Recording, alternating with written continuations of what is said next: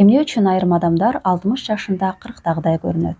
Күч кубатка толуп, энергиялуу жашайт. Ал эми кээ бирөөлөр 40 жашында эле чарчап, ооруп, өзүн картайган адам катары сезет.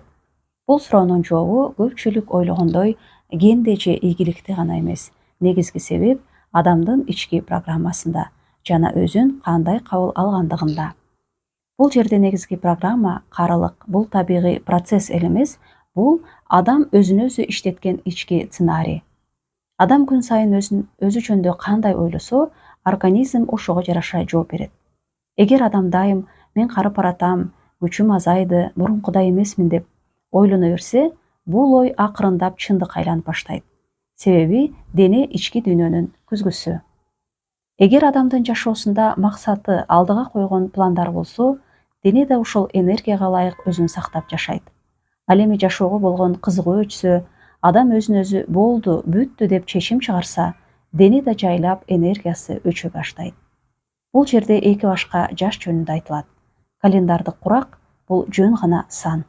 Биологиялык жаш бул сенин денеңдин чын кабалы.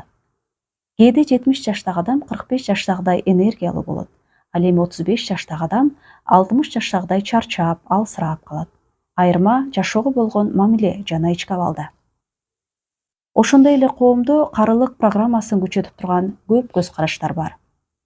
40тан кийин ден соолук бузулат, пенсия жашы келди деген ички чектөөлөр.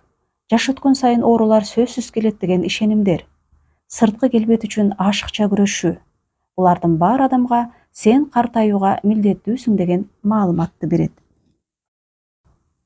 Адамга жардам берчү эң күчтүү практика ар күнү күзгүгө карап, өзүңдү күчтүү, жаш, энергиялуу адам катары элестетүү. Анткени аң сезимге кайсы образды көп кайталасаң, дене ошол образга ылайык өзгөрө баштайт. Карылык бул өкүм эмес, бул адат. Өзүңдү кары, картайган адам деп кабыл алуу адаты. Ал адатты өзгөртсөң, жашооң да өзгөрөт. Дүйнө күзгү сыяктуу. Сен өзүңө кандай мамиле кылсаң, ал сага ошону кайтарат.